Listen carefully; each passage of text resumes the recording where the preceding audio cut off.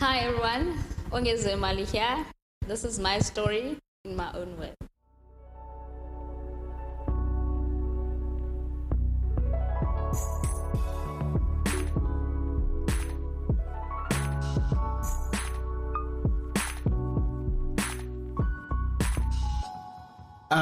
Welcome everybody. Welcome to another episode of the African Playbook Network in the series which we call My Words, My Story in My Own Words. My apologies for that.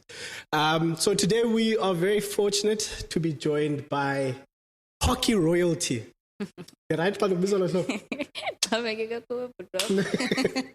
So we are joined by hockey royalty Ongeziwe Mali all the way from Port Elizabeth.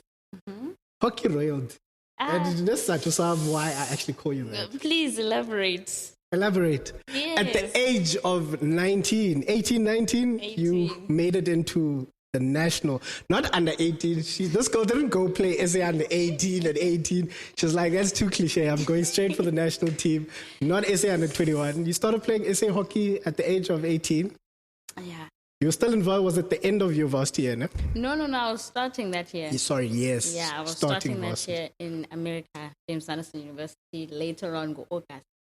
But the beginning of the year was obviously went straight into the women's team. January, I think the 31st, I remember Kaya, and we were just sitting down. Then they were like, got an email. So I was sitting with my sister, and I won back, congratulations. And congratulations, because also I saw it was from. And then we just celebrated, my sister and I. And then I went to go wake up my parents. That time was still gone. Wow, but she was like, congratulations. And then, the morning of, it was really nice just to celebrate with my family. And But, let's take it back. Because I don't think it's going to be too much going back. No. But if we take it back, like, where did the whole thing of sports start for Onge? Sports, not hockey. Sports, not hockey. It must be definitely my parents. That I'm judo, karate, rugby, soccer, captains of rugby and soccer. So it's a jack of all trades, to be honest. My mom was also captain of softball in UL High School at Blawa. So it was a thing of, no man, we just play sports. My sister played hockey, my brother played cricket and rugby and soccer. So I was always just around people who play hockey. So it was never, not hockey, I mean sports. So it was never something that was out of the ordinary. And then I played, I did athletics, 100 meters. I did netball, hockey, tennis, swimming, soccer, and I played for the men's in the at Summerwood. So I played a lot of sports as well, and I actually liked it, and cricket as well later on. But it was nice. It was just because I'm from a sport-oriented family. Yeah. So when basically indlela yakho and your path into sport was always gonna be there. You were always gonna play it, whether it's a social or you would take it up as professional afterwards. But then I want to ask you, when in that whole growing up in a family, who was that one person that you were like, okay, listen, sport-wise, it's either I leave the house with them to go watch them, or that they'll always be at a game for you? I will tell you, it's both my parents, but mainly I think that because like I would go to the AstroTurf now, and he would also help me train, and be like a beacon for me, and also for safety reasons. But he would go to like Galvin Day Nam, and I'd run and he'll help me with like my running techniques, etc. So I'd really say my dad as well, because but also driven by my mom sometimes. So they'd always, traveling is big. So I'd go like to Potch, they were there. Joburg, they'll drive there. Durban, they drive here to watch me play. So definitely, yeah. And looking back now, but now looking back at that time, what sort of an impact would you say that has had on just you as a person and your participation in sport? A humongous one, because I think in our day and age, normally, I won't say normally, but I think there's a lot of absence in terms of abazali. Yeah. So for me, I was privileged and blessed enough to have both my parents fully support me from the get-go, sports-wise and also academically. But So I think la support yabo, guys, it doesn't matter whether I make a team or I don't, or, I don't get the certain accolades that I'd like to achieve at a specific tournament. They always guaranteed are always there. And I think also that culture of the values and the morals that we have told Ekaya definitely came down or transcended to me, and it made me who I am now. And then to your second question, please repeat. Yeah, but you touch on something that I really want to speak about and dive into a bit. The values are going. Yeah. Do you want to elaborate more on those? And full on, 100%. Ekhaya ke utata sure. So sikhulele ecaweni majority of the time. So whether it's conventions or church conferences that occur in Eastern Cape or here, which is actually an hour away because of Itawa. So it's that all is grounded in faith in God and knowing that whatever happens in my journey, I have to make sure that I pass it to Chico, and all my worries will be casted onto him, for he's the one who cares. So those values are also there. And Landoya respect, because you never know with someone, like you don't know what, number one, someone is going through. Number two, also just to help Umdu in any shape or form, because you never know if you're a blessing or lesson or both in someone else's life. So those things are like things that are like engraved Ekaya, and we, try to always carry them around wherever we go. And you speak about Utatako being umfundisi, and how was it growing up? Because Tando, PKs. Definitely. PKs, but there's obviously a stereotype which but we will not dive into that. Yeah, but I believe that I am not part of it. But yes, the PK, the traveling part was nice, but also just like the expectations that people have away.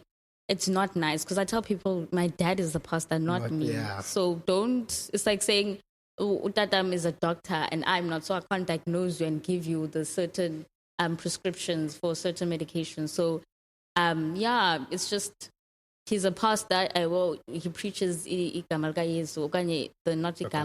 gospel. Yeah. So you can't necessarily attach me to it.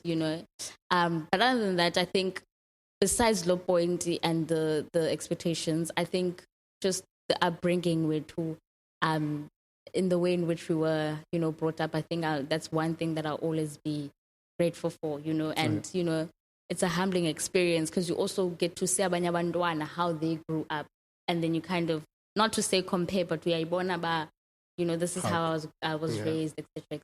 So, And as speaking to you, you give me the not perspective, but I get an understanding. You are someone who you do take time out to reflect on 100%. An experience that you've had. You're very intact with your inner being. And this show, we do a lot of that. We like going back and getting your emotions about things. But when you go back to how you grew up and your sporting journey as Umdan, were there any challenges that you faced? Oh, listen, hockey, number one, is a very expensive sport. Like, from the most crucial thing in the sport itself, the stick. At this point in our life, it's ranging at 7K for one stick. One quality good stick. Now, imagine. No. So, obviously that the sporting equipment was very much of a challenge, but not so much. I'll elaborate more on that. But also, I think the upbringing as well. Like, Ekaya, we weren't, fed on, spoon-fed on a silver, or served on a silver platter type of thing. We had to work for izinto zethu, and you had to showcase with your achievements and how you can portray yourself with zinto, certain things. So it was never that I will get ABCD whenever I want, or I'll go to my friends and brag whenever we have to, something. Kind of exchange of, I've got this, for my mother, and you got this, let's help each other. No. I was always the outlier, outcast. So it was not so much of a family that had money, but working-wise, hard work came through, and, it'd be talent when talent didn't work hard.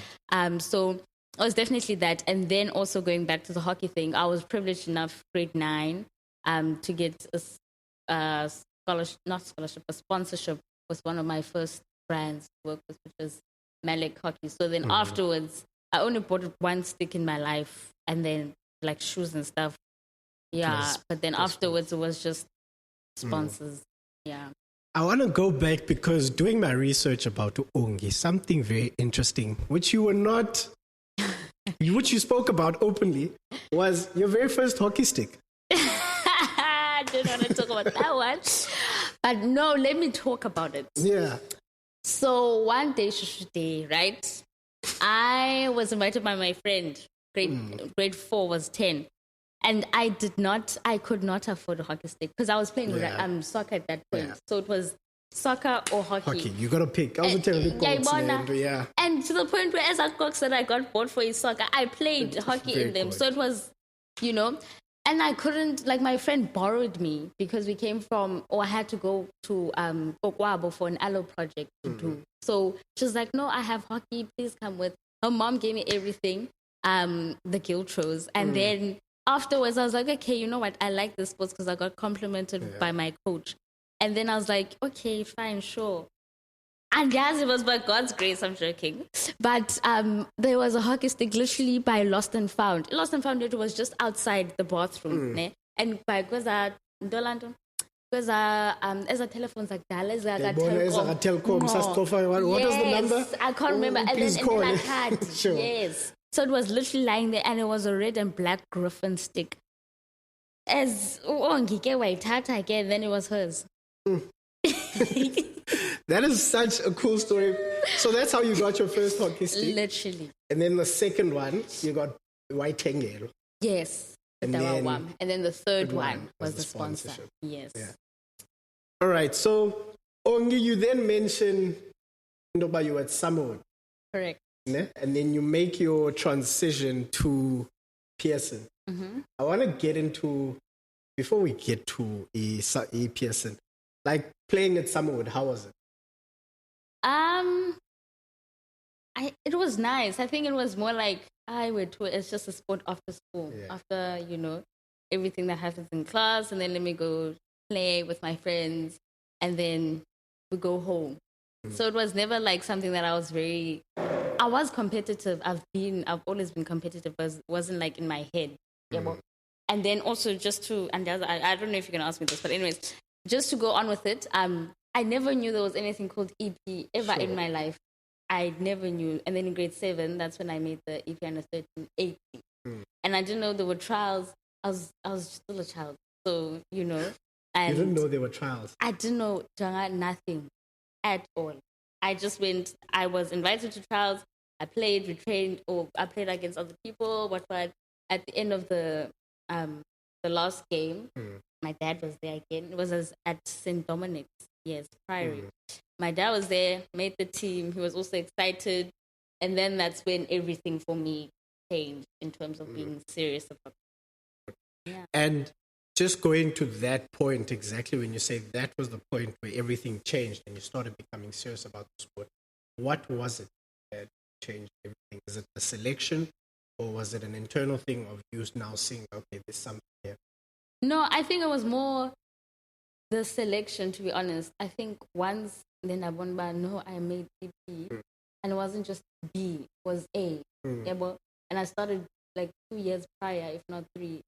I was like, this is probably something I should take serious, And then also we're just having a chat with my dad. Then he was also chuffed and excited about it. So I think we started to invest more in hockey than other sports.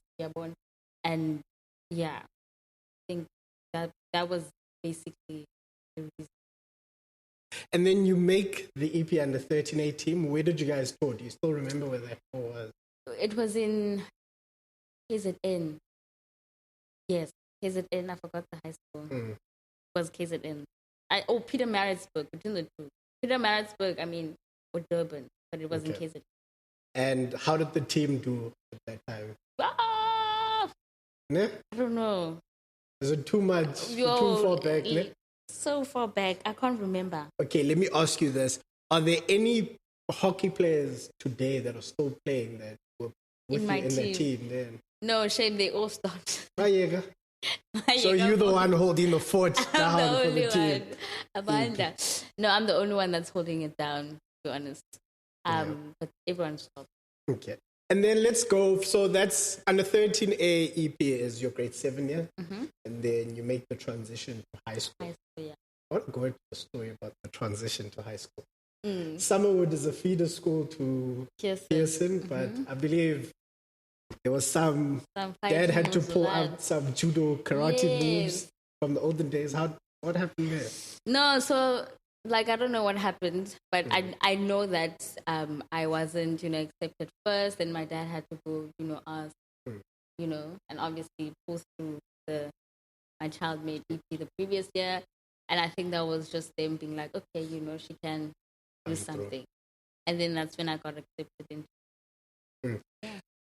I want to touch on that and what impact, not having been accepted initially to school and then finally you get a place. Like, did that ever have an impact on how you conducted yourself at school or ukuzimisela? Because I know it does.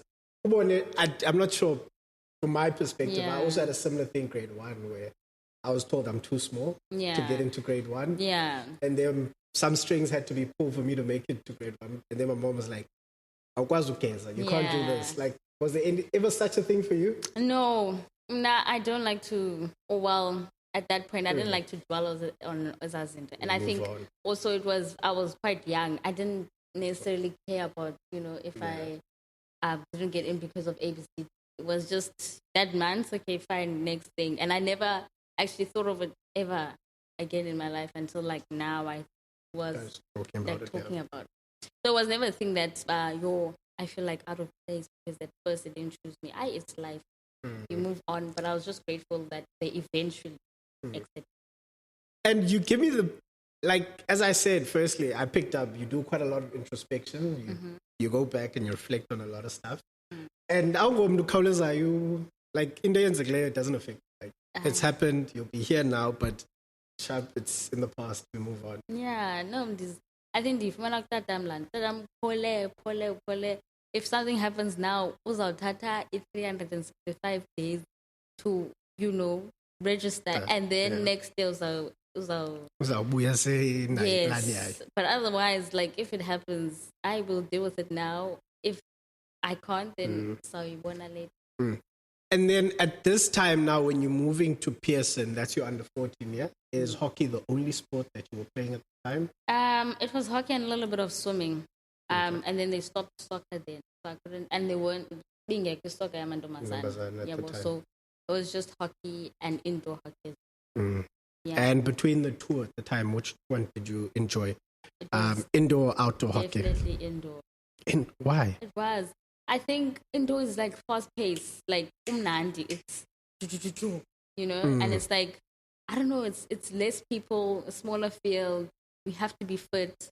So and the skills is on the ground, it's not like aerials or. So it's very basic for me. It also helps with a lot of basic. And I remember, I think that year as well. No, I'm lying. Not that year. It's the following year. But yeah. Okay. So let's go to that year. That year is 2014. Yeah. 2014. Yes. 2014, I was in grade 9. And it was indoor cricket. That's when I started cricket and hockey. Cricket was summer. Indoor was also summer. Then this time I went to Durban. It was Durban. So it was cricket and indoor. So my parents were there as well. Not about one.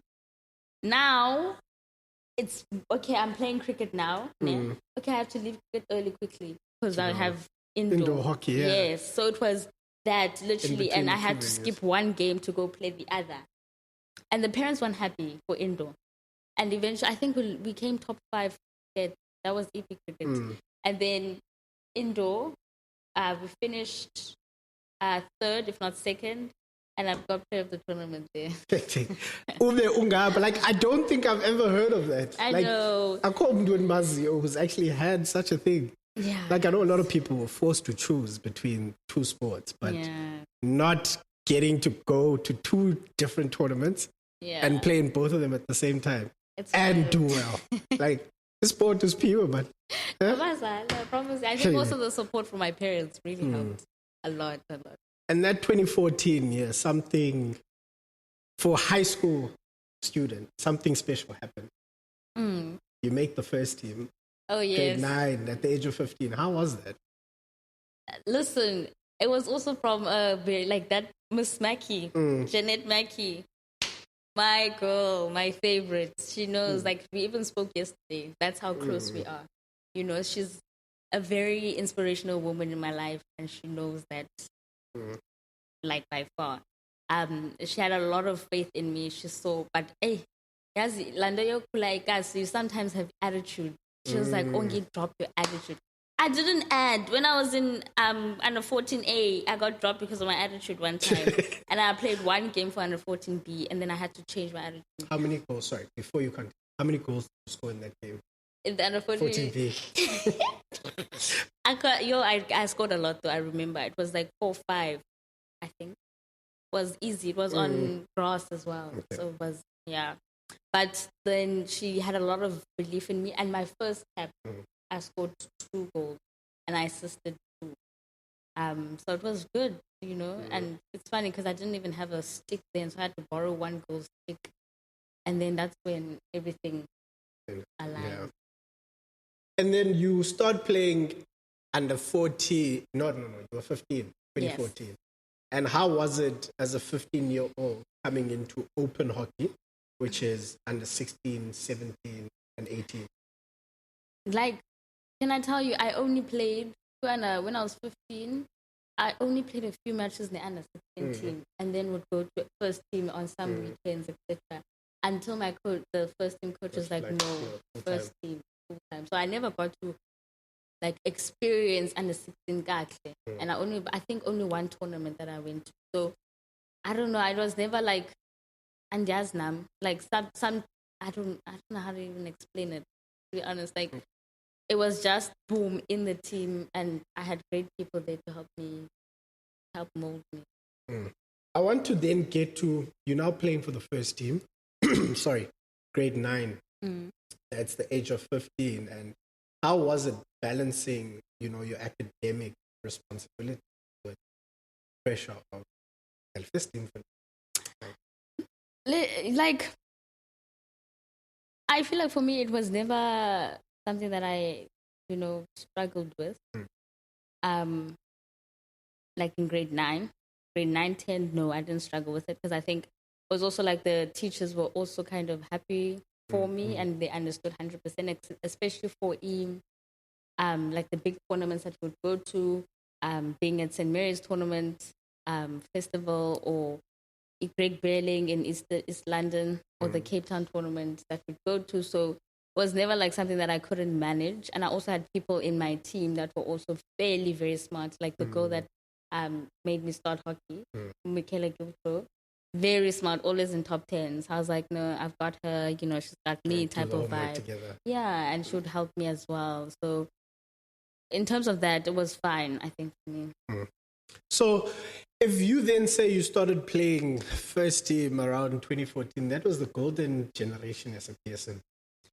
Yeah, I think, because also the Miss Mackey was, that was when she came into PSN. So she changed PSN a lot, PSN hockey, and that's when we were top 10, top 5 in the country, and she's an impeccable coach. Till this day, I will say that with my chest. What is it? What is it about Miss Mackey? No, Yazlando, the important thing, Anne, as a coach, you should always try to get to know the player outside of hockey. Sure.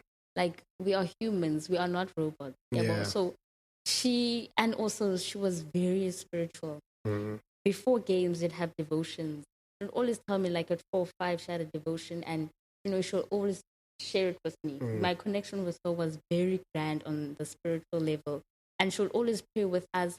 Last before the game, we'd had I forgot about and the liberty title, but she'd ask me to read the devotion from the top to bottom, and then we'll pray as a team. And she drove that in the team. Guys, put God first. God is doing great things for us and wonders for us. And she connected well with that also because of Ngumfundisi. So spiritual level also made it easier for us to bond. And she was always loving a class when I would go past the office, not all about anything. That she opened a door for me that I am forever grateful for. And I think you did say, but that's probably what's drawn you to be so close with her. Yeah. And do you feel like that is an important characteristic in a coach? Very. And now I took that with me till this day. Like whenever I coach my kids as well, I make sure like they're tatana, but they're human. Like they're trying their best as well in sports. But it doesn't. It's more outside of yes, sport. It's more outside of sports, and in a way of like, let's try and be kind. What can they learn from me? What can I learn from them? Because I'm older than them and more experienced, but that doesn't mean I can't learn anything from that. So it's that I really took that with me, and I will forever use it. Yeah. I think we go more. Let's go more into sacrifices and challenges that you then face. Okay, you're a first team player, there's the academics. Are there any sacrifices that you had to make? Not as easy as funny sacrifices, but like having to forfeit certain things because you have to go on a tour or when it comes to family events, senchba okanye kukumsebenzi okanye birthday ka makhulu. Sir, best believe I probably won't be there because it's hockey the whole year. And family is very big. It's a very important thing that I have in my heart, close to my heart. So I've always had to sacrifice those things. There's a family time and just being there. Wonderful. I walk every single year. I walk. I mean, it's sad because at the end of the day, it was like, I'm damn because of hockey. But yeah, it's a sacrifice that we all make. But other than that, I think that was the only, sad part of the hockey experience journeys that you miss out on, like friends stuff or family stuff. Yeah. And let's move, because you mentioned a couple of tournaments that you then started to participate in with the first team, which was the St. Mary's Girls Tournament. Yeah. Also picked up that you then participated, you were selected St. Mary's Tournament to participate in the Investec Academy. You then participated in the annual Under-18 international tournament, hockey tournament. Yes. That's here in Cape Town every year. How was it participating in those competitions? Because in hockey spaces, those are big tournaments. Let me tell you, 2015, the same year I made in first team. That was also the tournament that I got most promising player of the tournament. Okay. That's when I got the Investec Academy in Dondon. And then that was also like, hey man, like I'm just playing, and it's always like, no, watch out for Onge marker or wow, like team talk is new team. For real. Like people even tell me the like strategy now, is 2 players on Onge. And I'm like, whatever you do, I will eventually do what I normally do type of vibe. So it was always nice. And just nice, just playing with your team as well and helping each other, get to where the team objective is in a way, Yeah, I think, And then, so Ongi, you make under 13A EP. So, really accolades. Under 16A EP twice. Under 15 and under 16. You also made EP under 18. Yeah. And under 16, you made the SA team. Yeah. Yeah. And then, throughout this whole journey as a high school, and if you go under 18, because there's a lot of, we're going to get to that one, but those under 16 years, you're collecting these, you're getting to the provincial team twice, you get to the national high performance team of under 16s in the country. Yeah. Was there any moment at that time during that journey where you're like, okay, listen, there might be something, clear hope? Under 15, was under 16 still. I got so hurt I didn't make the team. I didn't anticipate it also because I didn't know about econ and essay. Yeah, but I didn't anticipate, but I saw my friends go and I was like, okay, maybe my name will be called. Wasn't called. Yeah, I was hacked. It was the same Pietermaritzburg we went to under 13. I remember I was like, no, there's no ways. Next year I'm definitely gonna go. I changed the stick because I also felt like I could not play with that stick at all. It was like a plank, blunt. The ball, you know how a striker strikes? Yeah. You try and hit the ball, you're supposed to hit it this way, the goals. I'd hit it straight there. And I was embarrassed one time. I vividly remember this moment. I said, there's no ways. I changed the stick. I practiced more. And I was just engaged in the trainings and stuff. And I put it like, man, this is something I can attain. Why can't I do it next year, if I can't do it now? And I worked hard, and I eventually got it the following year. But other than that, I think I needed that moment at under 15 to wake up anyway, and not just like be like complacent. But I know man's like for my talent regardless of how I played the tournament. But so it was also a wake up call that I really needed. And then so that's the year of the Investec Academy. Then there's a year you make it. You guys went to the under 18 international tournament, which is an annual hockey tournament that's played Hartley Vale in Cape Town, where schools across the world actually come and participate in this tournament. You go to that tournament, and there's a gentleman by the name of Ian Haley. Ian Haley said something at that tournament. What year was it, and what did Ian? Who is Ian? The year or who Ian is? Let's start the year, and then you can tell us who Ian is. I won't lie. I can't remember the year. It was probably grade 11 or 10, but it was not 9. And then Ian Haley is the coach here. He was the coach at Millfield in England. So England obviously comes to that tournament.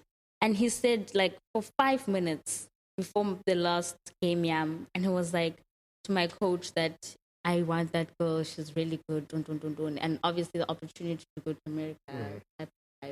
But that was before, like that was the America vibe was after he had left England to go to America. So he just complimented, but no, I played really well, etc. to my coach, of which I never knew until I had a conversation with Ian.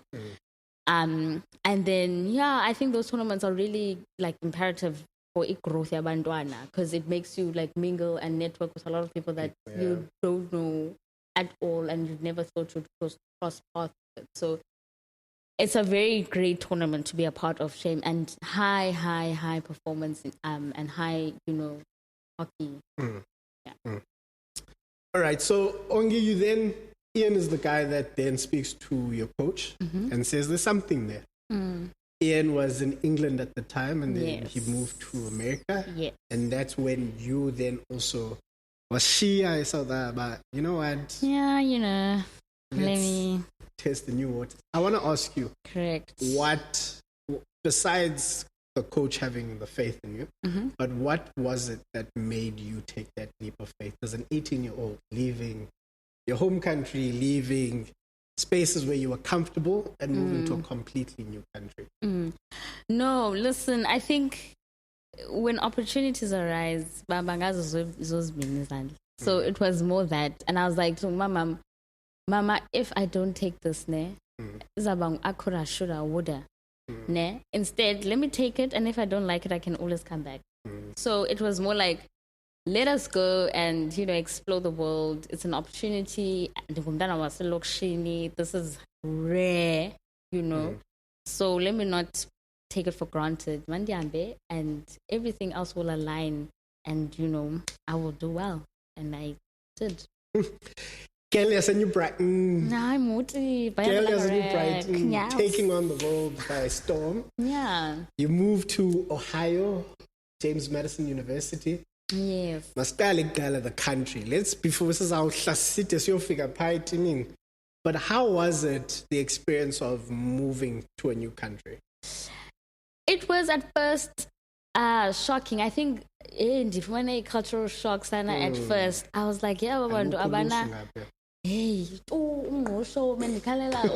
one time they took mama so oh my god. I got nix. Nix. I got ingredients. And men balloons in don't both together as one. EPNML. Anyways, and then it was more like Tina, we have a culture. Tina, say about Ndomnyama, Xhosa, ABC. You have to do paya, akondo, morals, or I won't say necessarily, but like it's like very different to Apa. Ne? And going there actually made me appreciate South Africa more than ever. What we have, the food, abantu, the niceness, and ubuntu and everything. It made me literally very grateful that I come from Apa. We are even into this. So it was like basically that, a cultural shock, but also like the facilities there, top class. Oh, Mali, they invest a lot. A lot in athletes, and also like the fields and how they maintain everything. Very professional. We've spoken about the country and the culture shock, but walking into the university environment of James Madison University, how was it? So I was studying occupational therapy, and it's a common thing, health sciences. And it was more like the first year, or they call it freshman year. It's like they just want to get to know, like there's theater, there's modules that aren't necessarily related, the one. So it was more like, okay, they understand where you come from. High school, you're transitioning. Whereas here it's like boom, bam, straight into it. You want to women business. So there, the academics were really like, all right, first year it wasn't as hectic. Second year it was like more, okay, we can see now we're going into the health sciences. We're doing health related modules, and it was very interesting. One of my favorite subjects modules was medical terminology, of which I still apply till this day, because it's more like it's literally terminologies and like the itis at the end, suffixes, prefixes, and all of that. So the education there is really good, but I would say Apa Mzansi, we're more like rigid and we're in it, and that's why I think we have one of the best doctors here than Gqeberha, etc. You mentioned freshman year, which Gqeberha, they do quite a broad range of different subjects. Yes. So as a health sciences student, you would also do drama or other things. And how was it? I didn't like theater. I thought it was just a waste of a module. I couldn't need in Ben Funda get or Shakespeare. Dafunda ngabo Othello high school I couldn't need like I couldn't do as a so it was more that, and it was also like there was one health science one, but the other ones weren't necessarily interesting, to be honest, and I didn't see the need, but also that's just my opinion. And at that time, as a student who's a freshman year student, are you allowed to then change? Gqeberha, for example, you were doing occupational therapy, and if you had fallen in love with drama or that side of studies, would you be able to switch so that the next year you continue with that stream of studies? Yes, definitely. I think you can do it actually. You can drop, and a smart thing they let you do is drop before, like they say it affects your transcript. So they see because I had a friend who struggled with a particular module and then she had to drop it before. And the nice thing, they balance academics and sports really well. So we had an athletics center, ACC. You go upstairs, you sign in. You have to, as a freshman, have to spend there 10 hours a week. So you can break it down. You can say 2, or whatever, how many you want to do. And you have to register prior. You sign in, 2 hours you spend there, and you come out. That makes, like, they ensure that you actually focus on your academics. So you just, and it's like a computer lab, whatnot. Then every week you have a meeting with your academic advisor to see how you are doing, tracking your quizzes, tracking your assignments that you need to do. You give them the due dates. Then every week you get like new marks. They put it in the system. The coaches also check and have a meeting with them every week. So academically, it was really good in terms of like they would check in and see how you're doing. Kwanalo Athletic Center, they also had rehab centers downstairs. You had your appointments, you have to go certain times. And then obviously back on the hockey and gym. So everything was very, very, very structured. And, let's go. One question that I want to then ask you, because that was a question that I intended to ask, but as a bursary student or someone who's coming in because of sport, what support did you get? So there's the ACC, which would go to get your support with your academic advisor. What was some of the biggest challenges that you faced there? What were the biggest, is it challenges or changes that you experienced when you got into that environment? Let me tell you, there was this girl called, I won't say the name, but very, very like a hard worker. And now I love being around people who love to work, because it also helps me, also, pushes me. So I would, study with her all the time. And she's one that just wants A's. They are driven with the A's. They want to get 90% and above. They want to get their GPAs to be 4.0. If they get a B, they will cry. If they get 89, they will cry. If they get a 73, they will cry. They want 90 class. Plus, we also have hockey 3 hours every day. We have gym also that's added onto the hockey. So it's like she would... So this is what... Let me tell you how my day would be. Yeah. In the morning, I'll go to class from 8 o'clock until 1. And then from 1 until 2 will be gym. From 2 until 5 or just over 5 would be hockey. Then from there, the whole team basically will go to the library, which was across the gym. We'll study there until 10, 11, go sleep.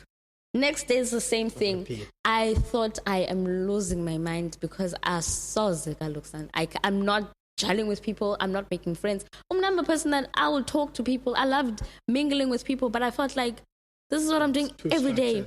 Rigid. And then on Friday, we play a match. On Saturday in the morning, after the match that we played in the evening, we have training.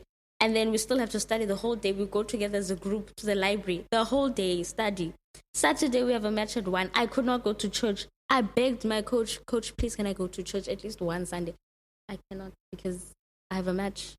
How was that for you? Especially being a pastor's child and being a very spiritual person as well. No, I did not like that. I'm not going to lie. I had numerous conversations now in city. I and timed him that and Gqeberha. To a point where I had to, on Wednesdays, I had to go to Ipsuk. So I'd not sacrifice, but I wouldn't go to, the study center or the library. I'd go to the home cells, and that was basically my Sunday service, Wednesday night. And I'd ask, a friend of mine, if we can go together, we'd go. And that friend was also a friend that I made in a math class. So those were the only times I could mingle with people. And if I'd make friends in class, then I'll invite them to come to the library with the team, and I'll just sit with them elsewhere. And going into the hockey program of the school, you said it, facilities are something that they invest in. You've actually even told us about the structure of the program. When I know we haven't gotten to your time at Stellenbosch, but when you now compare it to where you were coming from at the time, which was your under 18 and high school years, how was that hockey program? No, it was hectic, Naina. It was very, very difficult. I couldn't just play hockey every day. I was getting injuries galore, and I was gaining a lot to the point where I felt like I'm slow. One time I went to my strength and conditioning coach and I said, can we work on more agility stuff? Because I'd come into training, that was during winter times. So I'd come into training 6, and we had gym at 6, and then we had gym at 6:30. So I'd go at 6, ask him if I could just work on, fast-paced agility stuff. And then eventually my coach found out. She was like, no, we don't want you to do that. You're fine. And it was just hockey too much. It would be too much, to the point where I lost passion. I did not like it. I was just doing it for the sake of playing. And I don't know how they did it. I commend people who actually do it like that. Yeah. Onge, I don't want us to... There was no man to stay in negative situations, but now looking back at that time, which you spent at JSU, JMU. JMU. Yes, James Madison. Yes. looking back at your time in Ohio, like what are some of the key moments that stick out for you on the sports field and away from the sports field? I think the key ones on the sports field is the grit and the fight that people had. Like our practice was high, it was high paced. We were like on each other's faces, like, you know, the defender would be on your back and you would know by no, she's going to push me type of, it was street fight, like, you know, this, like, you know, but it wasn't like fight. I'm exaggerating. It was more like, if you do that, like, stop doing that, don't, you know, but it pushed us, you know, to become better as a team. And, you know, the connections that you formed with those friends, guys, I still have, you know, close connections with a few of them and their families and the people that I bond with off the field as well. And off the field, like, just how, like, on the academics aspect, the people are just hard workers. They continue to, like, you know, graft academically. Like, they never get tired. I don't know how they do it. And I also don't know how I did it, but they just continue to work hard, and they have everything aligned. It was just nice to be a part of and to witness and to obviously carry it with me. And then let's bring it back to a time before you moved. You initially elaborated on it, the email. Yes. That email. Yes. You said, well, Sendlin. We didn't dive into the emotions. Like, how did it feel, like, getting this email? It was really nice, because I remember also Nandandi non-traveling reserve for the women's team. And at that time, again, I never took it to heart. It was something that I was like, oh, I didn't even know. I didn't even get a message, but I'm a non-traveling reserve for the SA women's team. I just saw my name, and I was like, okay, I don't know if I should celebrate Lando, because it's not... Nothing was formal then. And then it was like I was invited to the camps, etc. And then I was selected into the team. And then the email which was like I said, congratulations. It was just like thrilled. And we like chilled people, so it was like, yay, yeah. The day goes on. Sure. You know, it's like it was just like, that.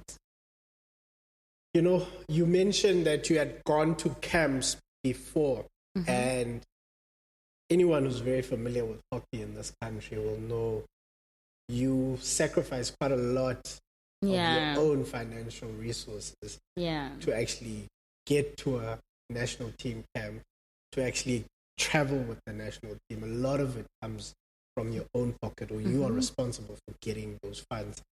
How was it as an 18-year-old being called into camp?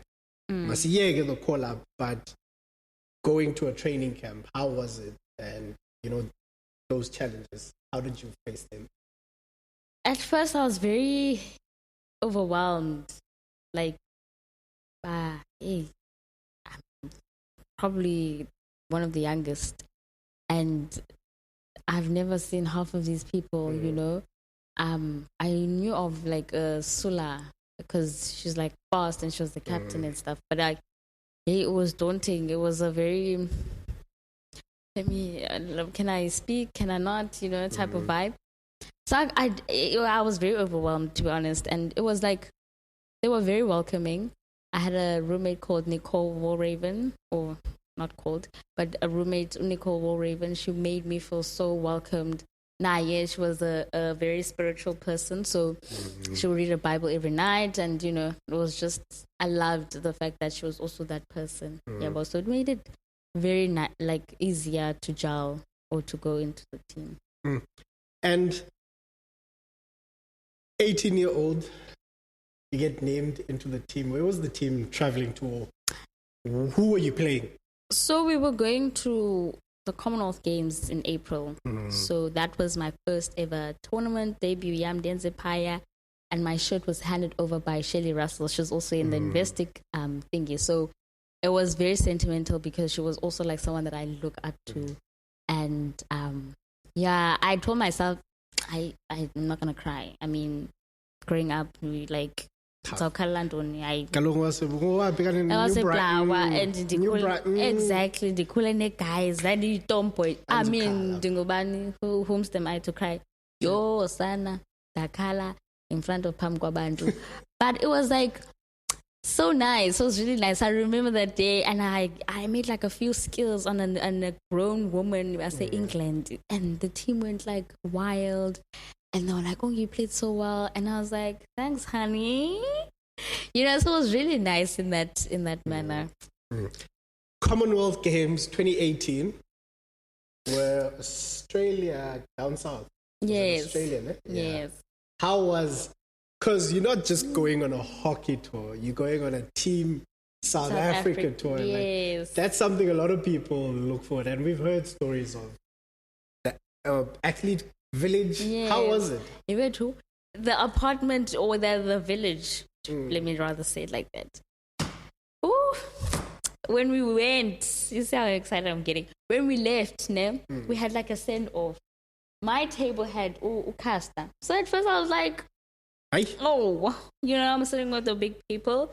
And also Akani Simbin at that time, was like making a Duluvo, Manyong as well. And I was like, I can't believe it. Like, I'm going to the same, tournament as these people. And it's funny because the Anna Sochowotona was opposite my room and Lukasta was the next room. So it was like we were all on the same floor, the fourth floor. And I was like, the village also, you can just go anywhere, grab whatever you want. Like, but it's yours. You can go to the dining hall, go one exteni, order whatever, not order, but take whatever sushi, ngapa, Asian food that side, our food, the side, Western food. Ooh, I'm reliving the moment. It was so nice. It was really nice. Yeah, it was perfect. And you then get the opportunity. You went on tour. Yes. Commonwealth Games. You then get onto the field. You play. How was the experience now of achieving something that probably was a childhood dream when you started off playing your hockey, representing the national team? Yes. Within a matter of a few months. How many? Because you started hockey most at grade 10. So 8 years later. 8 years later, you then realize a childhood dream. How was that? Now that you reminded me of something, I remember Yakumla because we were supposed to host 2022 Commonwealth Games in Durban, and it was advertised on the TV. So I was sitting, Tatame front. And it was there, and I was like, Dada, you're gonna come watch me play. Yeah. And this was before I even made the national team, anything. I think it was grade 12. And it was there, I was like, Dada, you're gonna go watch me play. Yeah, I can guarantee you this. A few months later, here my 2018. I was like, my banner manifestation. But you see, I'm going off track. I even forgot your question.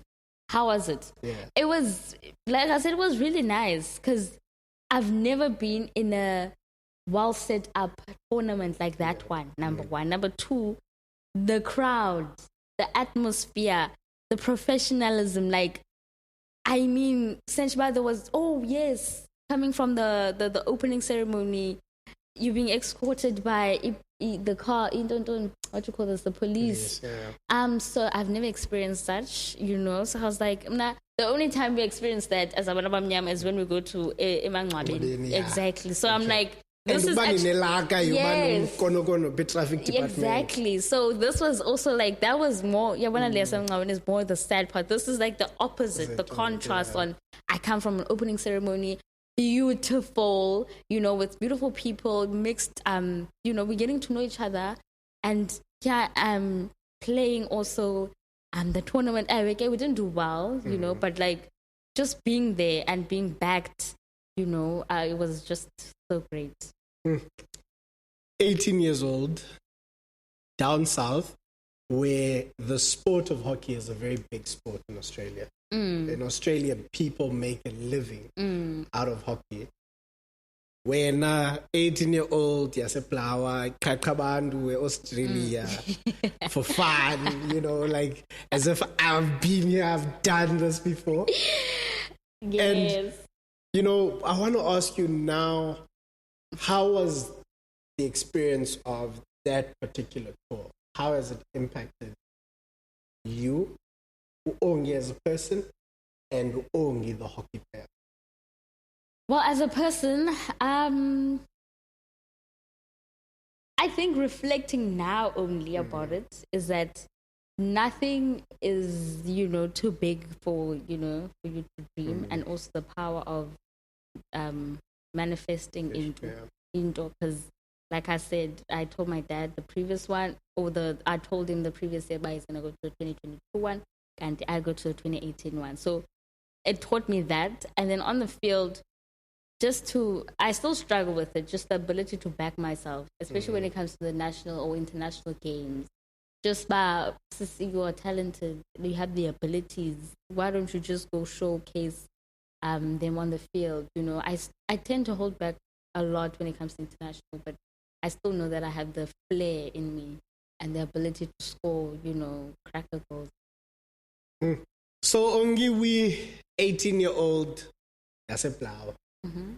Tackling the world, as we said, Commonwealth Games, having that experience of going to Australia, hockey, crazy country, doing well at the tournament on an individual level and as a team.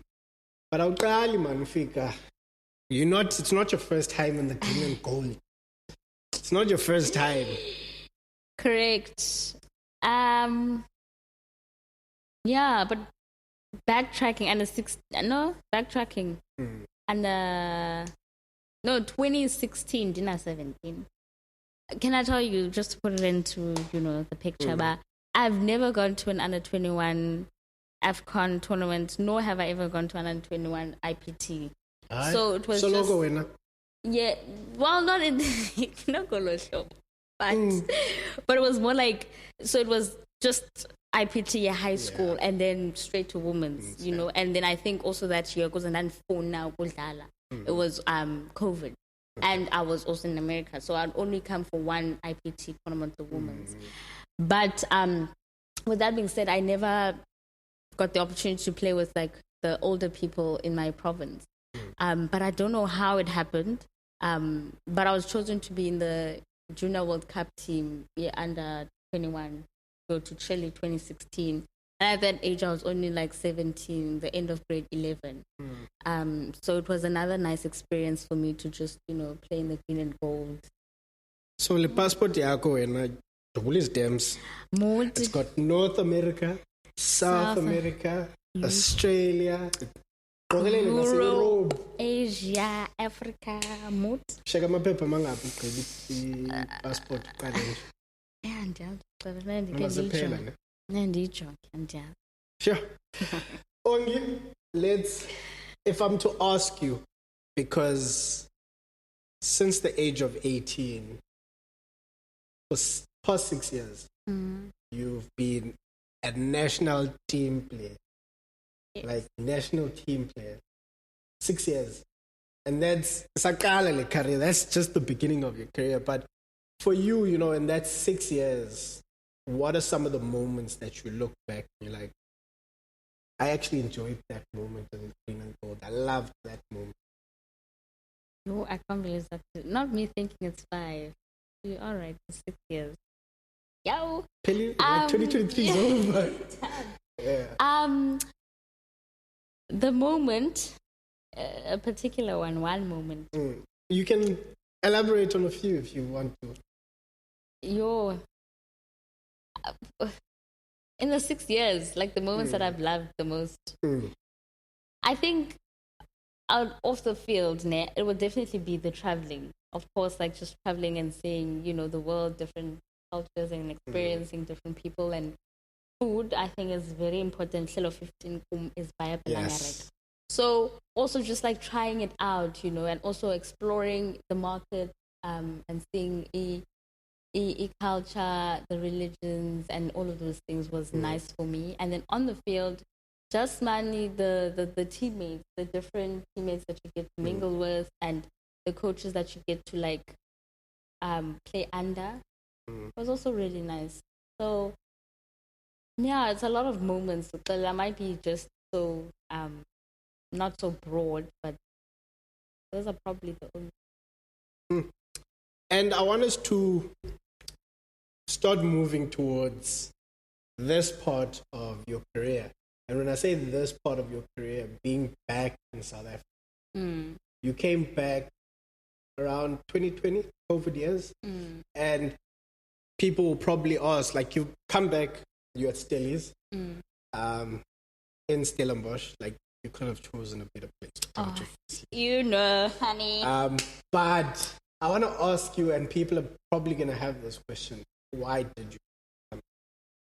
So I came back, because I honestly could not do with hockey 24/7, like hardcore like that.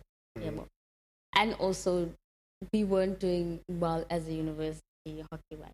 And it was just affecting me. Also mentally, it was really tough to the point where I'll just go to the psychologist and not like deep, moments.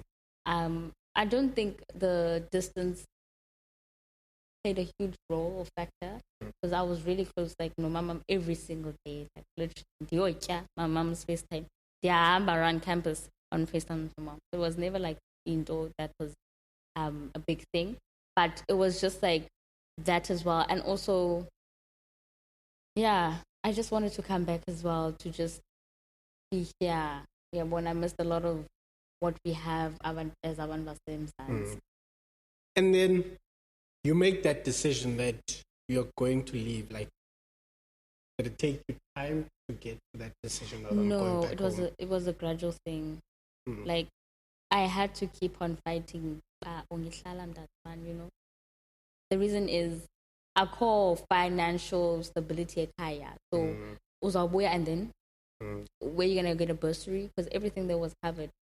Everything, and I'd get like extra amount of money, so I'll buy like clothes or something. But it was more like, no, keep pushing. And then I'll just speak to my teammates about it. You guys, and this is what I'm going through. And we were so solid in terms of no. I could speak to them about anything and everything, and they were just amazing human beings. I won't lie. I had a great bunch of teammates and people that was just so amazing. And every Sundays we'd have like a tailgate where the parents would come with food, packs, gifts, and everything. Every Sunday they would travel around with us, the parents. That was one of the nice things about it. But it was. And then what then takes you to that point? Because you say it was a gradual thing.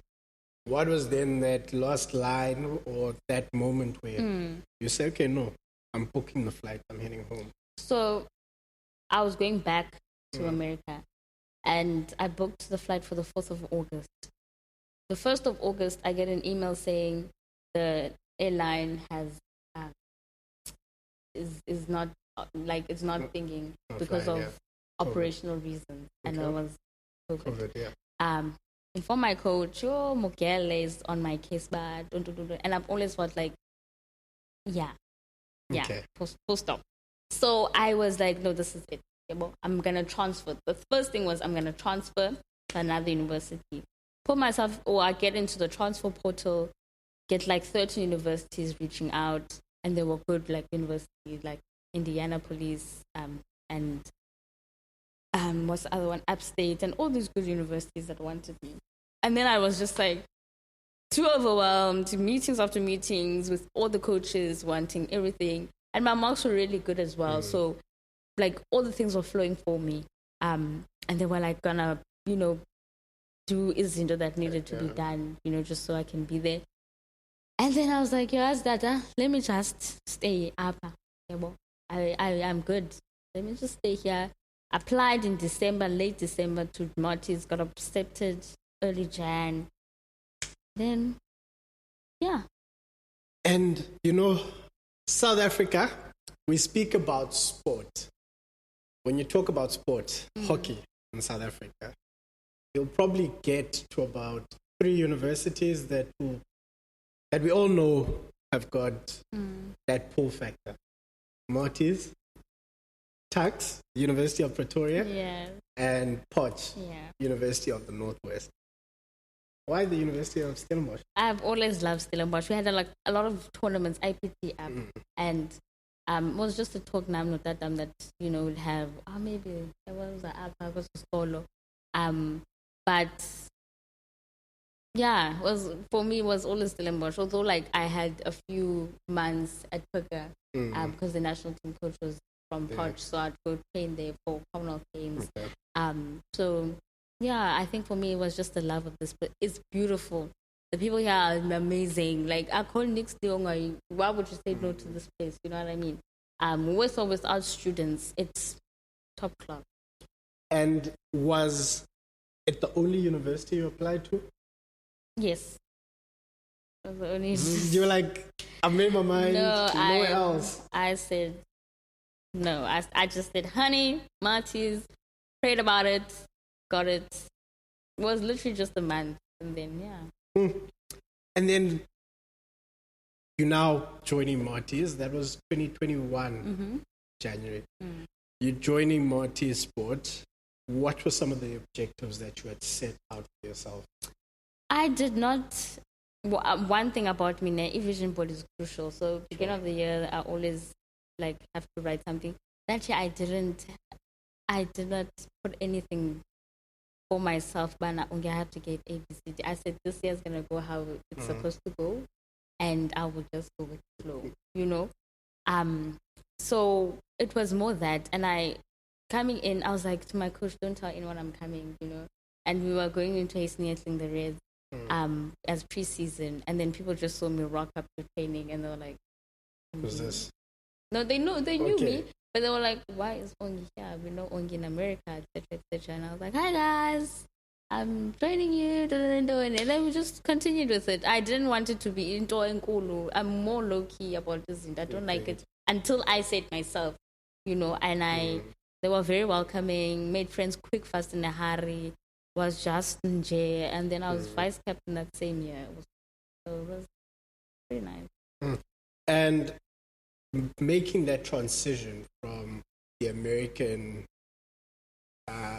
academic program to South Africa, did you change courses, or is it still the same course? Yes, so I had to change because obviously I applied late. But also my credits couldn't transfer from American credits to here. Upper Stellenbosch, only Stellenbosch does that. And I just wanted Stellenbosch regardless. So I was like, I'm just going to do 1 year. Another thing, I got accepted into BSc Physics. Not grand. The physics and the maths was like Einstein. Like maths was letters, not numbers, number one. Physics was also letters. In physics, at least you can work here and there with numbers. Honey, let me tell you. Solve for E. X. Not even Y. No, it was hard. Yeah. So Albert Einstein was a New Brighton. Albert Einstein was a New Brighton. You come back. I'm going to tackle this thing. Solve for E. Equilibrium. The forces of gravity. Guys. Are we still on the Albert Einstein or? Oh no, we were never on that path. We were just getting into, because my top three was occupational therapy, BSc. I wanted to do human movement science, BSc, and then my third option was education. Please check how life is. Obviously, did occupational therapy, did BSc, but obviously physics, which was not grand. And then now, guess what I'm doing? Education. Thank you. So I'm doing education now. I feel like I should have done it initially because I completely love it. But also, it's also like my story in a way, but I've been a 3-time first year student. Yes. Nothing to be proud of, but I'm just saying. Also, just like how isn't it happen in life? Yeah, when I told them, I'm talking because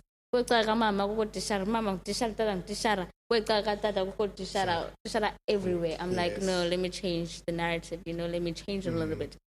But I won't lie, I completely love it. Like, it's like coaching.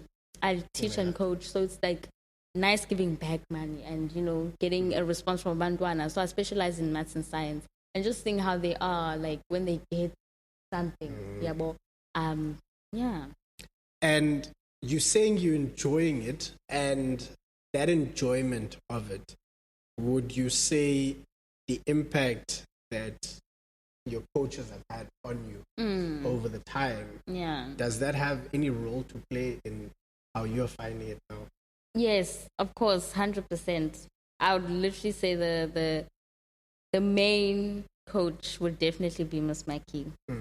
Hi guys, if I had millions, I'd probably buy her whatever she wants. Like for real, that woman. Miss Maki, you heard that? Hi, ma'am. Ongi said when she wins the lotto, you definitely you're up will there. Be there. No, you're up there. She knows. She definitely knows. And then let's move to the sport, because we've gotten to understand Ongi, the student from Marty's sport, and you are a student athlete. So we've gotten the student part. Let's get to the athlete part. Yes. Ongi, how's your time been at Marty's since that January 2021? It's amazing. Like, if I could recruit everyone to come to Marty's, you can look at them in the camera and tell them why. I would. Let me tell you, one thing about this place, it is beautiful. We're not gonna go into like the academics part first, but it is beautiful. The institution itself, top class. The people here, very nice. We are born, and I think also Lando hockey made it easy for me to create more friends. Outside of hockey as well, I make friends, and just like I've always been one that wants to go into clubs and societies. So the freedom of actually being able to do those things, I didn't have Gqeberha. Also, Gqeberha, we couldn't be social during season, so we couldn't mingle with abanye abantu. And that's not me. I can't not. You want to have fun. Yeah. So it's a beautiful university. Also, it is very good academically. Multi-sport. I think if wherever you are, try to make the most out of it. And try to get to know abantu. So I think for me, I created Lando for myself as well to multi-sport. But no, we can collaborate. And Mepaya, help out. I'm very big on helping Mantis Hockey Club as well, just the club itself without playing. So, putting yourself out there everything else will come back to you in tenfold. And I know one thing about God, designer, He will help you a lot. So, yeah. So, Ongi, you come back. So, guys, sorry. That is the reasons why you must come to Marty's. And more. According to Ongi. And more. That's excluding, remember we said, we're not saying anything about the academics. Academics you can find in the prospectus. Yeah. That's just life in Stellenbosch. Yeah. And they party hard. Abanye betu don't. But I'm just saying. Yeah. So, okay, you come to Marty Sports, you join their hockey team. Yeah. And they're a strong university sport-wise. They've got one of the best sporting programs in the country. And it's very evident in Dogba, you just need to look at the performances of the Western Province teams. Yes. Look at the affiliation that the players in the provincial teams, which university or which clubs they were selected from. And you'll see quite a number are from Marty's. And, the team that you've been part of, once again, I'm going to sing these praises. 2021, you come back. Yes. You guys win the Cape Town Grand Challenge. Yes. The league. Yeah. You are USA finalists. Yes. In 2022, you win USA. 2023, the same team wins USA and Varsity Sports. The Varsity Sports was 2022. We were second. Yeah. How was it coming back now? Remember, you did say at JMU, the team, the performance of the team was starting to get. Yeah. You then make that decision hard decision. I'm leaving the university. Yeah. I'm not going back to America. I'm coming back home. Tata, I'm staying at home. You stay at home. Zingeli. Medals. Galo. Kalo. Also, now that you're saying that, my dad was not happy with my decision of leaving America, but he was the first person to also be very like, oh, Mdanam is going elsewhere, and my mom was like, Mdanam. So it was like, hi, Tata, you said I mustn't go, still you're angry.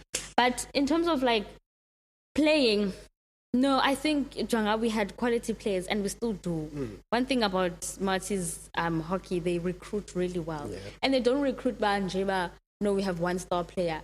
You can be injured as a star player, ne? The team is good. We have good depth. We have 6 women teams and six male teams. So depth is there. We can get someone from the third team to come play first team and they will still be good. You know? So the depth is really good. The personnel as well, the coaching staff, the management, impeccable, guys. Oh, I cannot praise them enough. And you think they paid me to say this. They did not. They just amazing individuals that work really hard on and off the field, behind the scenes, and ensuring that when we go on tours, everything is in order. We don't have to stress about anything. And obviously, guess how fundraiser by doing golf days and etc. But like, once you committed, like, you will get all the help that you need. And looking at the team itself, you do say like everything around the team is taken care of. Yeah. You guys just need to focus on what you do on the field. Okay. What would you then say are the key attributes of that team that have allowed the team to actually flourish and actually become successful? Commitment and dedication, discipline, consistency, crucial. Yabona, this year we went on the all-in mentality. That's basically it. But when we're on the field, everything else outside the 4 lines, irrelevant. You know, we are there together as a team, sisters, and just creating the bond, man. We make sure that practice is nice, guys. I'm one for, let's communicate. And you tell the communication on the field, especially as a striker, so that you tell me, Ongi, we are aware on your right. Yeah. So I'm more aware on my right than I am on my left. And once I go as a center forward, everyone has to come through type of vibe. So communication is very imperative when it comes to hockey on and off the field. And also just everyone's willing to buy into the process and trusting the process. It's very cliche and it's an easy said than done type of thing. But once you are in the system and once you are in the team and with the people that we have, it becomes so nice. Like I've got a great bunch of teammates. For real. And then, guys, Ongi, we then move on to Ongi, the player. Ongi gets player of the tournament, Varsity Cup 2022. The team are runners-up. You get player of the tournament. Yes. You make Western Province team. Yes. And in 2023, the team wins IPT. Yes. Women's. Yes. 2023, a couple of days. It's not even a matter of weeks, Ongi. Khona umntu commentileyo ku Instagram wakho athi imali kaDecember is sorted because Ongi then goes ahead and wins Marty's Sportswoman of the Year. Yeah. Like, how much validation is that for you? Like, what does the team's success and your personal achievements after you've made that hard decision? Because it's not easy to say, guys, there was an opportunity to leave the country and I'm making the difficult decision to say, it's fine. Yeah. I'm coming back. I'm going to be at home.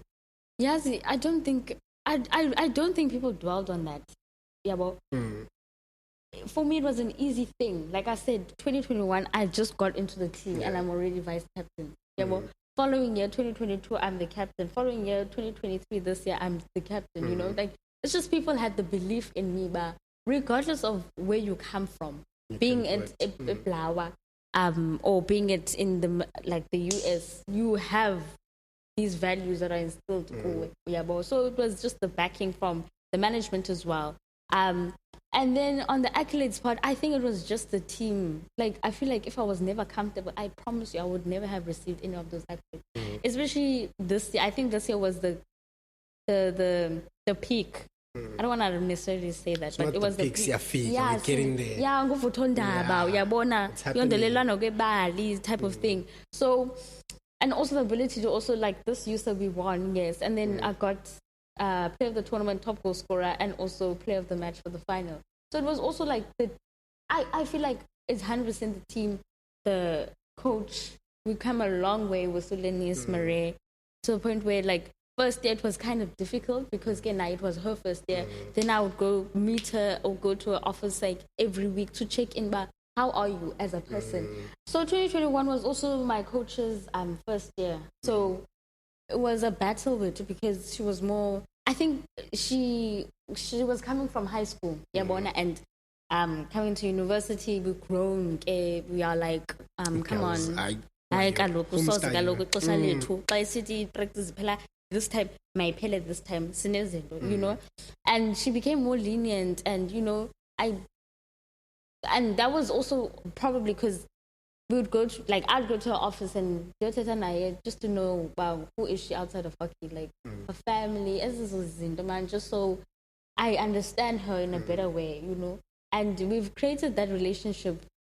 Actually, to be honest, like we've just, you know, hey Denise, you know, don't be angry, it's fine. Like we can sort it out. Okay, Ongi, I need this from you. Like these girls are ABCD. I've got you, you know. And we have that trust and bond now. And I think it was just Landoman talking. And for you, how important is it as a hockey player for you to have that relationship with your coach for you in order for you to be able to perform at your peak? Very important. I think for now more than playing the sports itself, like a coach can make or break a player.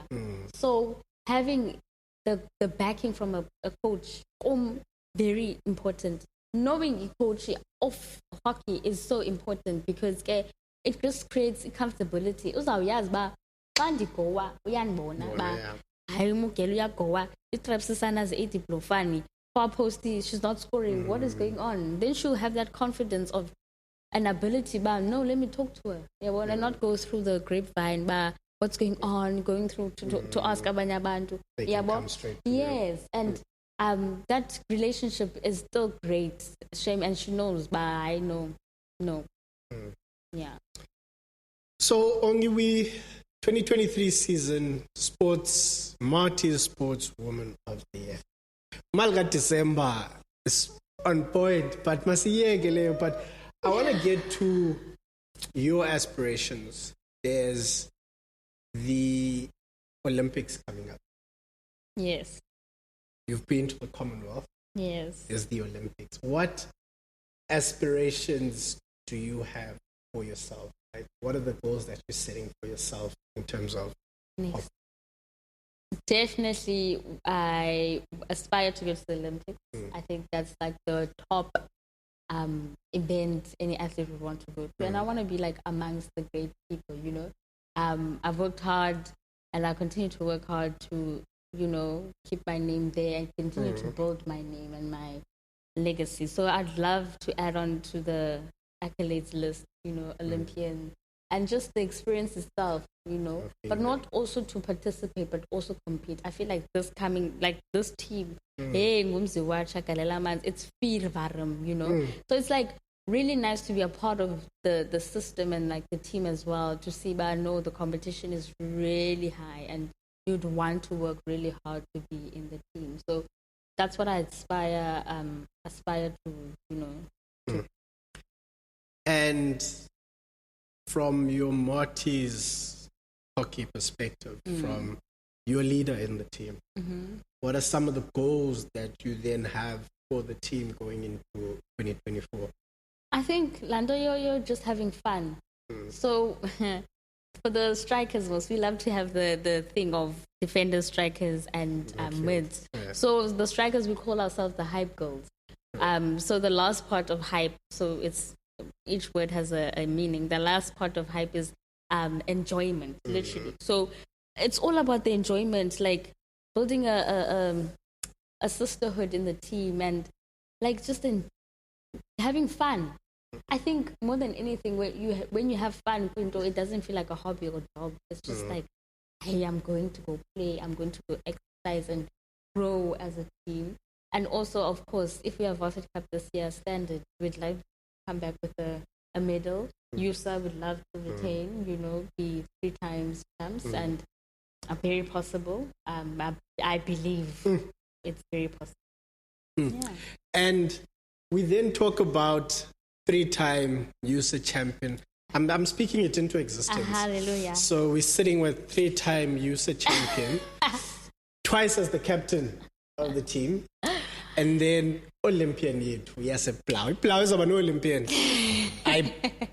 You will come back to this video. Plau is an Olympian. I'm telling you.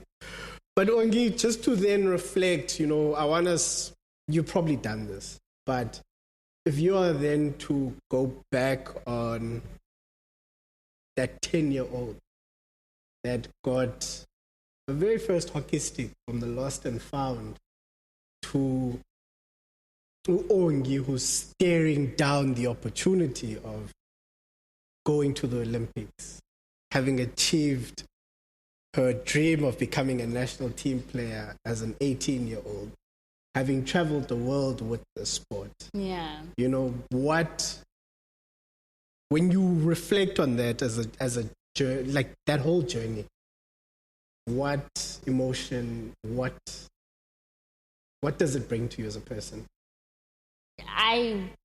Whenever it comes to reflecting, yes, I love journaling, I love writing, I love reading. I always get stuck at this point because I'm like, how can I put it into words? Because it's a lot. Yeah, and how can I formulate it into this nice, sentence where it's like full stop, people will understand.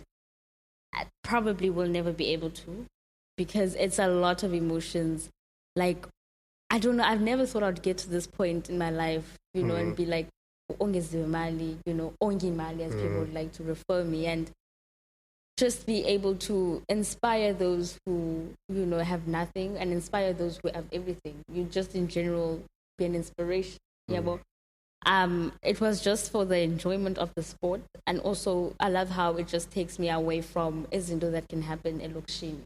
How sikhule njani, and you can be easily influenced by ichomi. So it made me, disciplined in that regard, and also very focused on what I want.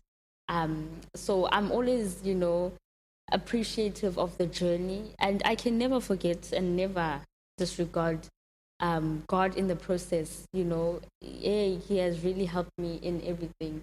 And again, izinyanya also very imperative in my upbringing. So I can never also forget them. And also just in general, my family. The sacrifices they've made. Obviously, hockey is a self-funded sport. So the sacrifices they have made for me to get to here, it's, I don't know how I can repay them. It's an investment for them, but also I can't let other people down that have backed me. Like, it's only a selfish thing.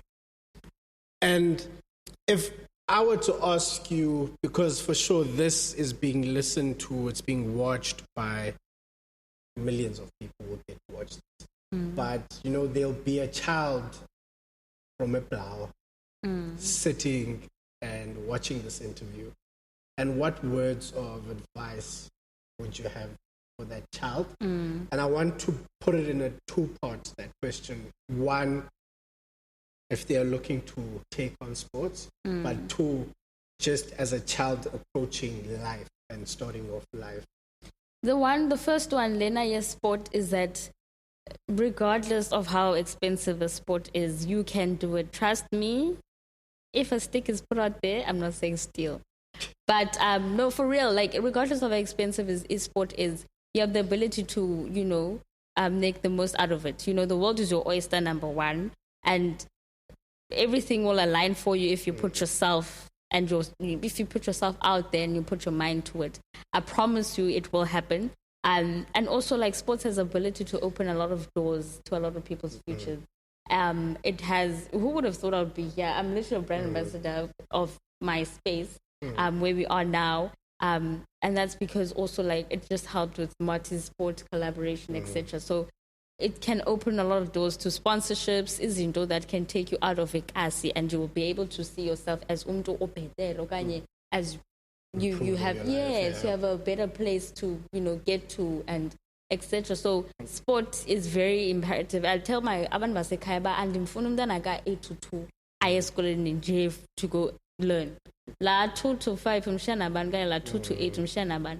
You know, you can come back after sports and do homework.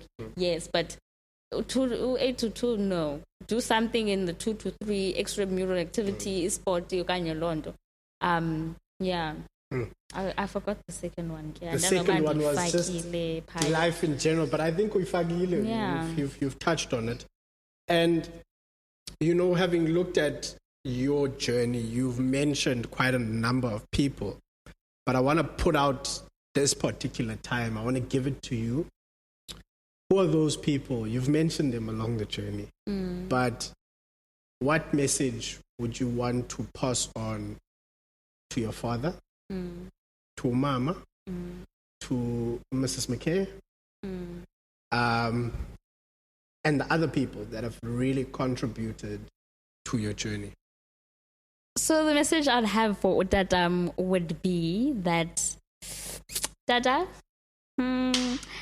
your last born is very, very grateful for Wena as a person, the values that you have driven and engraved into me, especially as Umduga, you know, Father God, that you made sure that I'm grounded, I'm humble, and Yonginto that I attained is because of the hard work that you've showcased as well. I think izinto endizenzayo ndiyazibona bano man yazi lento yenziwa ngutata, and it's something that I'm implementing, yabona, uncalled for, not kamabum.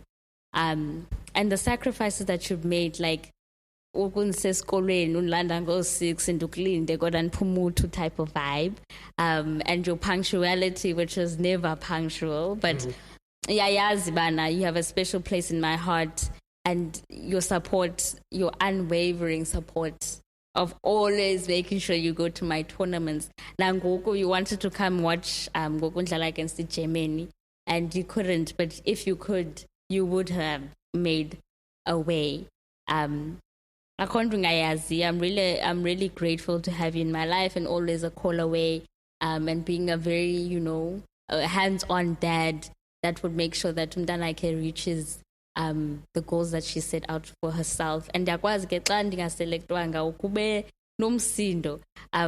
you know that that's only because you care, and you know that, you know, I work hard with you. And yeah, I've said a lot more to you, and you know that it's my yellow heart. And yeah, to mama, oh yini muder. I think the one thing about Mama, I think people don't know, but it's also that you've gone in and out of hospital numerous times with your heart conditions, bypass, diabetes, all of the things that you always go through. You know, I don't take for granted how strong you are as as a mother, and your ability to fight back. And when I see you more often than not, in the, you know, tubes and stuff, especially this year was the most difficult one out of all of them, when you suffered a stroke and the doctors were like, your kidneys are failing, like she's about to die type of thing. That's when I knew, no, guys, you know, it hit, but you soldiered on like always, of which it's something that's not new to you, but I don't think like you understand how much that pushes Umna as your daughter. But Indo as minor as, like, let's say not making a team is not the end of the world. I think just the ability to bounce back and fight and make sure that the next opportunity that arises, I get it. I definitely get that from you. Your level of, you know, you always have enthusiasm, is zesty, and the fight in you. I appreciate it a lot. And all these like morning calls, I come without me talking to you, and you always grounding me and motivating me and making sure that in the right mntanam uyazi uThixo ngamanye amaxesha wenza izinto ngehlobo, so that you have to always go through izinto in a way that I go through. And yeah, I'm very appreciative, and there's more that I can say, you know. And yeah, and I love you as well, and my sister too, my brother, my family, everyone. I appreciate your support. I may not show it as much, but you guys play an instrumental role in my life. Miss Mackie, thank you for being the coach that you are and continue to be, the mother that you are, a spiritual mother of mine. And not only are you a coach, but you are a spiritual mother. Your ability to just, see the light at the end of the tunnel, how grounded you are, and making sure that I'm fine with, everything that's happening in life. I'd like to thank you so much for your support as well and your love, and for always keeping me and thinking of me as your little one. And backing me all the time. And I love your faith that you have in me. And may God continue to bless everyone that's touched my heart and life in any shape or form. And that whatever you do for me and to me and those around me will never be taken for granted. Thanks, guys. You can come out, I'm telling you. But, such a sweet message to your mom, to your father, to Miss McKay, to your sibling. And I want to ask you a question. Like, you've got these people that have all played an instrumental role in your life and your sporting career. But I want to ask you, what is that one piece of advice that you have received that has always stuck with you? Trust God, literally, but in or every day, I probably hear it from my mom. I hear it every day from my mom. Everything will be fine. Like, the process is there to help you, but don't lose God. And yesterday, the 8th of December, was a special day for you and your family. Do you want to elaborate more? Definitely. So my brother, had a nephew, and he was the life of the party. Like, he was literally, you would just see him everywhere, and just bring joy and mended the family, both on the mother side and the dad side. And it was just an amazing thing to experience. Like, I've never thought it could be, that happens. And from a child, literally. And obviously being the favorite aunt, the favorite one, actually. He would, when we played AFCON 2019, AFCON 2019, got a great award there as well, for the tournament for the women's team. But it was nice because the whole family drove down, and he was also there.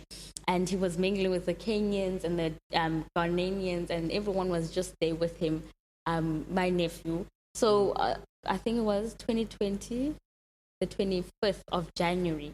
I was in Stellenbosch, but I wasn't playing. I wasn't studying. I was playing for the national team. We were playing international series against Ireland, Germany, and the Netherlands under 21, and our under 21.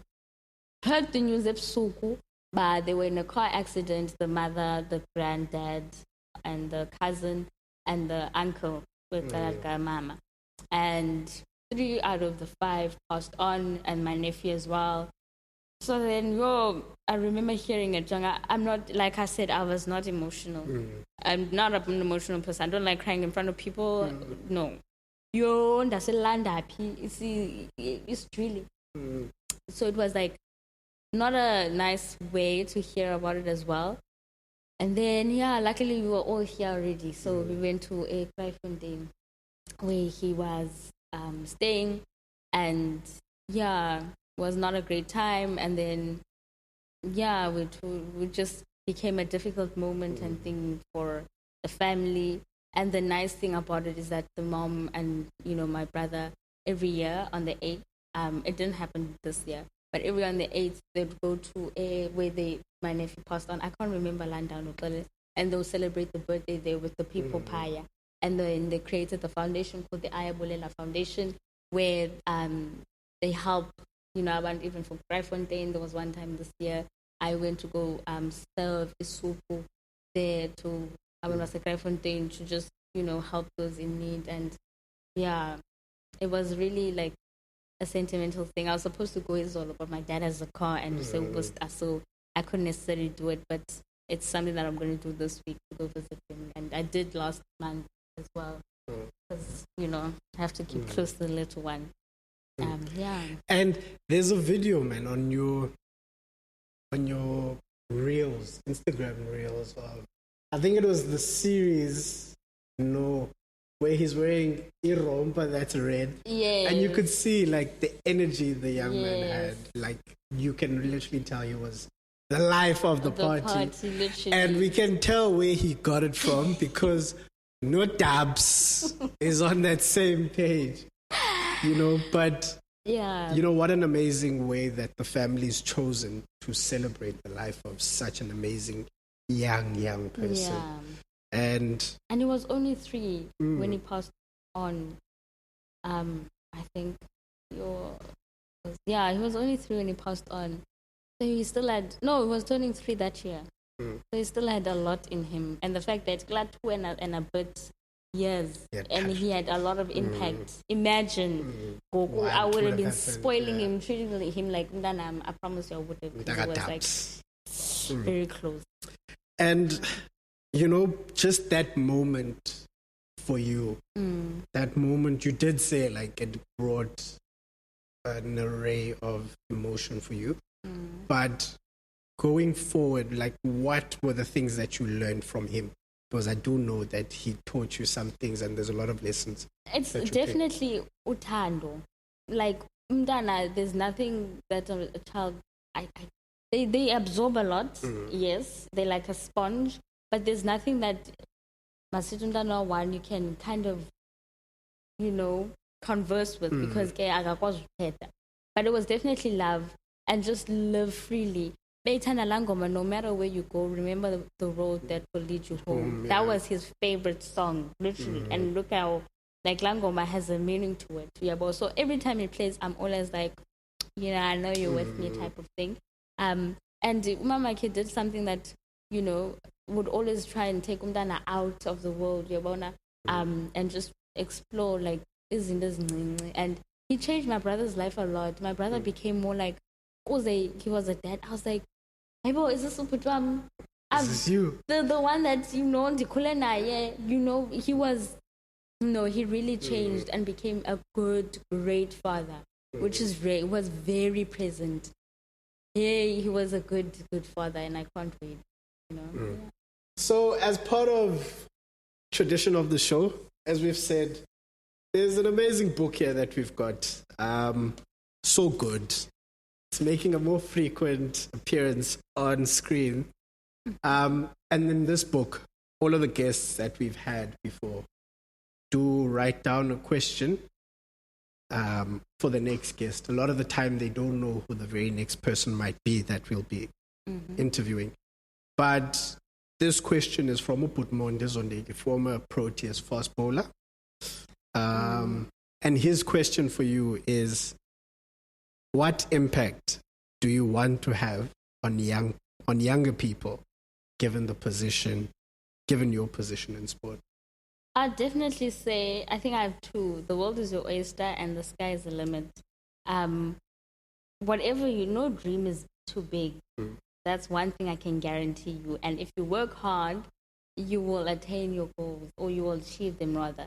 And like I said previously in the beginning of the session, was hard work beats talent when talent doesn't work hard. You can be as talented as ever, but if you're not willing to put in the hard yards, then someone else who is working harder than you will definitely get what's for them. So I'll definitely say that, and that's like whatever you put your mind to, eventually, like regardless of how difficult the road is, the journey is meant to be there to be, to learn from and to grasp Izinto that can help you in the future. But at the end of the day, like I believe that you will achieve Indo if you work for it. Ongeziwe Mali. From a flower to the world, conquering the world through the sport of hockey, which is not it's not a sport that uzawungenekasi uyibone, not zonke ilokishi zabanayo, but you learned the sport at the age of 10. You have traveled the world with the sport, and you are an inspiration to many young kids. I mean, there was the one video with the series that the South African women's hockey team was doing, where you guys did the clinic, Kwalanga. Yes. And there's the words that you shared with those kids. And those words are very touching, not just for the kids, but anyone who watches that can really tell that, number one, there is a story to be told from your part, but also just the words of encouragement that you shared with the kids. And as the African Playbook Network, we really do thank you for sharing your story on this platform, opening up. And as the network and everybody watching online, we do really wish you all of the best going forward.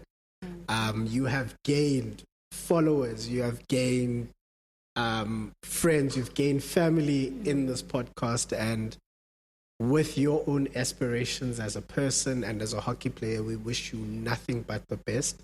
We know for sure that God is with you through it all, and Iblawa is going to have an Olympian come 2024. We do really know that, one, your family is proud of you, two, your coaches are proud of you, but three, South Africa really does feel proud of the hockey team, because you guys have added on to the pressure we are putting onto New Zealand. We've got this thing where we are demolishing them. So thank you very much for what you do. We wish you nothing but the best and all of the best. Guys, thank you so much for having me. I think also this is probably my first time ever having like a proper, tell my story type of sit down and chat. The other time's more like interview, 10 minutes in, out, this is more like proper dissecting my life. And I must applaud you guys for being able to be patient, hearing my story out, and also putting my story out there for other people to, find something in it. I hope to have inspired Abantu Abaninzi and, to just keep on inspiring more people and, being there for Abantu, because it's Abantu. And whether old or young, the world is your oyster. The world is your oyster. Seafood type. Seafood. Exactly. Is it? It's not sushi. Cool. But thank you very much, and we wish you all of the best. Thank you so much. Hey guys, thank you very much for watching yet another episode of the African Playbook Network. We really appreciate you taking your time to watch this episode. Please do share in the comments what you enjoyed about the episode, where you're listening to the episode from, and let us know anything that you want to share with us. Please make use of the comment section. If you really enjoyed the episode, don't forget to hit the like button. Let us know that you enjoyed the episode, and don't forget as well, if you haven't hit that subscription button or you haven't followed us, please do hit that button. We'd love to hear more from you guys. And don't forget, click on the link below and you'll find all of our social media pages. Hit follow, like, subscribe, do your thing.